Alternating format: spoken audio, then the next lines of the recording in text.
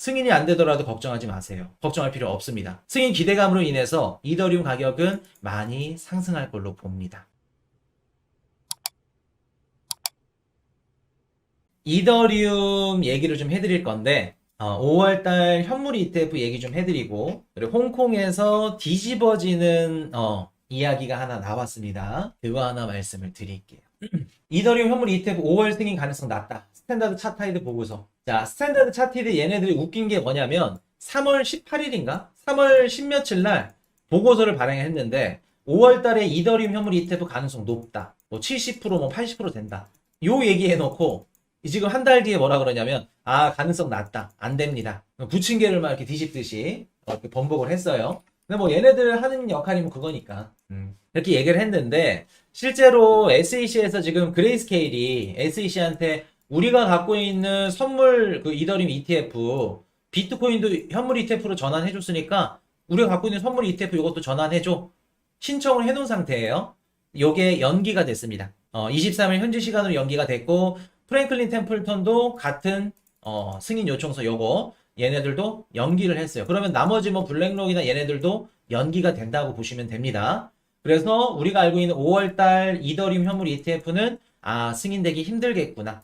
그리고 지금 시장에 돌고 있는 게 뭐냐면 비관론, 비관론이 계속해서 돌고 있어요. 그래서 SEC와 발행사 소통이 없으니까 5월달에는 힘들겠지 라고 보는 겁니다. 그래서 우리는 뭐 이미 5월달에 힘들 것 같습니다 말씀을 드렸기 때문에 알고 계시죠? 자, 그러면 이더리움 현물 ETF는 언제쯤 가능할 수 있을까? 가능하다고 하면 언제쯤? 현물 ETF 승인 가능 시점 언제쯤 가능할까? 3분기 초? 제 생각도 비슷비슷하네. 아무리 빨라도 여름은 조금 지나야 되지 않을까? 여름은 좀 지나야 되지 않을까? 라는 생각을 합니다. 그래서 5월 달에는 좀 너무 빠르고 여름은 좀 지나야 그래도 이더리움 현물 ETF에 관련해서 좀 이런저런 얘기가 나오지 않을까라는 생각을 하고, 그리고 사실 11월 달에 미국 대선이 있기 때문에 요거에 근처로 가면 갈수록 좀 가능성은 조금 낮아져요. 이후는 상관이 없습니다. 왜 근처로 가면 가능성이 낮아지냐면 이더리움 현물 ETF를 하려면 얘네들 SEC 게리 겐슬러도 도장을 찍어야 되고 또 얘네들 승인도 해줘야 되고 또 각종 서류들이나 이런 것도 준비하려면 굉장히 빡셉니다. 빡세요. 빡세기 때문에 또 우리 대선 준비도 해야 되기 때문에 어떻게 보면 좀 우선순위가 이더리움 현물 ETF 승인보다는 대선에 좀 이렇게 포커스가 맞춰져 있기 때문에 대선으로 가면 갈수록 가능성은 조금씩 줄어든다. 물론 대선 이후부터는 가능성은 조금 더 다시 올라가겠죠. 올라가겠죠. 블랙록 신청일이 8월 말.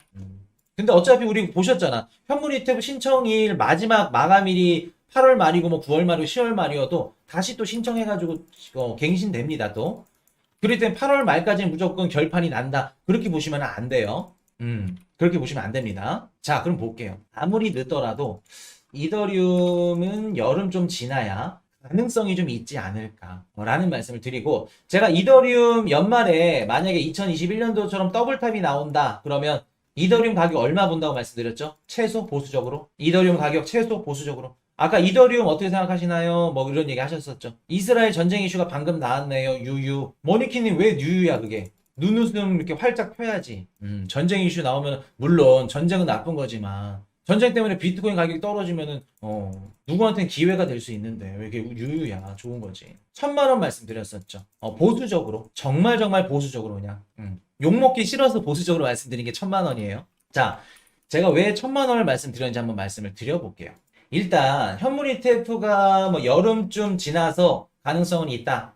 단기적으로 빠르게 된다고 하면 말씀을 드렸는데 사실 그때 되든지 대선 이후에 되든지 의미가 없습니다. 의미가 없어요. 승인 여부를 떠나서 승인 기대감 때문에 1,000만 원은 달성할 겁니다. 승인 기대감 때문에. 사실 제가 이번 연도에 현물 ETF 된다? 이더리움? 마음속에서는 좀 비었어요. 크게 기대는 안 합니다. 솔직히. 대선도 있고 이제 큼직큼직한 이런 정치적인 이런 이벤트들이 있기 때문에 올해 된다고는 사실 된다 안 된다를 떠나서 기대는 안 해요. 근데 이더리움 그럼에도 불구하고 이더리움 가격을 1,000만 원 이상 갈 겁니다. 제가 기대하는 이유는 뭐냐면 승인 기대감. 이것만으로도 최소 두세 배는 흔들어준다. 지금 가격에서 2배 하면 안 돼요. 더 빠져야 됩니다. 지금 이더리움 가격 보시면은 450 정도 됐나요? 얼마야? 470 비쌉니다. 더 빠져야 돼요. 1000만 원 찍으려면 여기서 2배 하면 거의 1000만 원이기 때문에 한 2~3배 정도 찍으려면 여기서 더 빠져야 됩니다. 자, 그럼 볼게요. 이더리움 현물 ETF 기대감이 굉장히 확산될 겁니다. 기대감으로 인해서 가격이, 우리 비트코인 가격도 기대 현물 ETF 터지기 전에 이미 미친 듯이 상승했죠. 2배, 한 3배 가까이 상승했죠. 그거랑 똑같다고 보시면 돼요. 그거랑 똑같다고 보시면 됩니다. 이더리움도 기대감 때문에 많이 올라갈 겁니다. 그리고 여기다 한 가지 또 불난데 또 휘발유를 부어줄 수 있는 호재가 하나 나왔죠. 이거 기사로는 안 갖고 왔구나. 깜빡했네. 자, 홍콩에서 어떤 기사가 나왔냐면 비트랑 이더 ETF를 담보로 대출을 받을 수 있게끔 나온다고 합니다. 신용융자가 가능하다고 해요. 무슨 뜻이냐? 내가 산 비트코인 ETF를 담보로 맡겨놓고 또 레버리지를 익힐 수 있다는 거예요. 대출을 받을 수 있다는 겁니다. 이게 무슨 뜻일까? 무슨 의미일까? 자, 홍콩 시장에 비트, 이더, ETF 자금들이 들어갔죠. 자, 이렇게 100억 달러가 모였다고 해볼게요. 그러면 이 100억 달러를 이렇게 시장에 딱 유동성이 들어갔는데 여기서 어떻게 된다? 이 100억 달러를 담보로 또 대출을 받을 수 있다는 겁니다. 뭐 예를 들어서 80% 가정해보면 80억 달러가 어떻게 된다? 유동성이 새로 공급이 될 수 있다. 그럼 총 100억 달러밖에 없는 유동성인데 이게 180억 달러가 돼버렸죠. 자, 한 가지 더 충격적인 거 얘기해 드릴까요?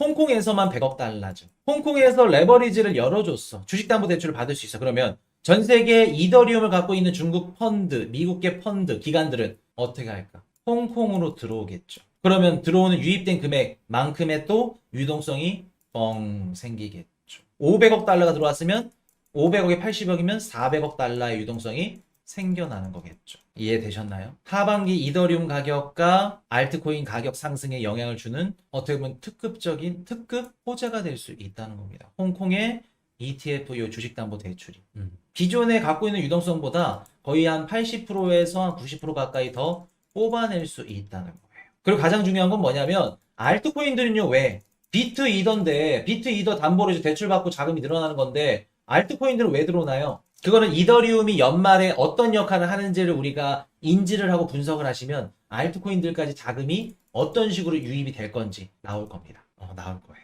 그래서 이번 홍콩의 융자, 요거 신용융자가 가능하다는 건 무슨 뜻이다? 홍콩 관련된 ETF 자금들 쭉 들어가면 이 자금들을 토대로 레버리지가 일으키겠구나. 미친 듯한 유동성이 폭발적으로 나올 수 있겠구나. 올해는 한정된 유동성이 들어오는 구간인데 이 레버리지 통해서 중국계 자금이 조금 더 들어올 수 있겠구나. 자, 근데 한번 좋은 거 얘기 드렸으니까 또 안 좋은 거 얘기 드려야겠죠. 그러면 좋게 한번 말씀을 드려볼게요. 500억 달러의 자금이 ETF에 들어오면 500억 달러를 기반으로 80% 잡으면 400억 달러를 만들 수 있죠. 레버리지를 일으킬 수 있죠. 근데 기존에는 500억 달러밖에 없는데 400억 달러 추가해서 900억 달러가 됐어. 그럼 400억 달러만큼 뭐가 추가가 된 거예요? 홍콩 ETF 시장에 거품이 추가가 됐죠. 거품이 추가가 됐습니다. 처음에 쌓이는 거품은 너무나도 깨끗하고 맑죠. 좋죠. 근데 이게 계속해서 400억, 500억, 600억, 700억, 800억 거품이 어느 순간부터 계속해서 커지는 순간 딱 과도기에 들어서면 그게 어떻게 된다? 뻥 터져야겠죠. 그러면 우리가 어느 정도 유추를 해보자면 올해 하반기 더블탑이 나온다고 가정하면 홍콩에서 미친 듯한 레버리지를 통해서 유동성이 유입이 되고 그 유동성이 마지막까지 차오르는 거품이 딱 터질 때 그때가 다시 비트코인의 빙하기가 시작되는 사이클이 될 가능성이 높다는 겁니다. 높다는 거예요. 이해되셨나요? 홍콩에서 거품이 터지면서 다시 사이클이 끝났구나. 시작이 되는구나. 빙하기 사이클이 시작이 되는구나. 아마도 올해 상승장의 마침표를 찍어줄 수 있는 호재? 악재? 그건 여러분들이 판단하세요. 그 사건이 뭐가 될 수 있다? 홍콩 ETF 레버리지가 될 수 있다. 어떻게 보면 좀 양면의 이런 모습을 갖고 있죠. 알트코인들과 이더리움 가격, 비트코인까지 미친 듯이 올려줄 수 있는 거품을 지니고도 있지만 반대로 그 거품이 뻥 터지는 순간 올해 상승 사이클을 마침표를 찍어줄 수 있는 이런 가능성이 있다는 거. 그래서 이번에 이더리움 가격은 걱정 안 하셔도 됩니다. 뭐 솔라나가 어떻고 뭐하고 이더리움 걱정하는 거 쓸데없는 걱정이라는 거. 그리고 한 가지 말씀을 드리면 지금 온체인 데이터상 고래들이 이더리움을 많이 주워 담고 있습니다. 자세한 건 아까 우리 멤버십 방송 말씀드렸었는데 그렇게 담고 있다는 거 말씀을 드리고 정리하고 다음 섹터로 넘어가겠습니다. 이번에 SEC가 그레이스케일과 프랭클린 템플턴의 이더리움 현물 ETF 신청을 연기했습니다. 아마도 5월달 승인은 힘들어 보이고 아무리 빨라도 여름은 지나야 가능할 걸로 보여요. 11월 미국에 대선이 있기 때문에 하반기로 가면 갈수록 가능성은 좀 낮아질 텐데 승인이 안 되더라도 걱정하지 마세요. 걱정할 필요 없습니다. 승인 기대감으로 인해서 이더리움 가격은 많이 상승할 걸로 봅니다. 거의 다 홍콩에서 ETF를 담보로 대출을 받을 수 있다고 하는데 아마도 올해 이더리움과 알트코인들 가격에 큰 영향을 줄 것으로 보여집니다.